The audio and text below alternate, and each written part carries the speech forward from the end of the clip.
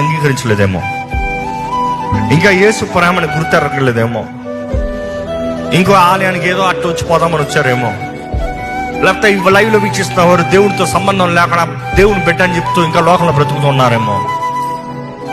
కానీ ఈరోజు దేవుని ఒక తెలియజేస్తున్నాడు, నీవు ఇంకా పాపగా ఉన్నదప్పుడే క్రీస్తు నీ కొరకు మరణించాడు. ఈరోజు ఏం నీకు ఆలోచన చేయట్లేదు. Is waiting for you, is still waiting for you, is still waiting for you.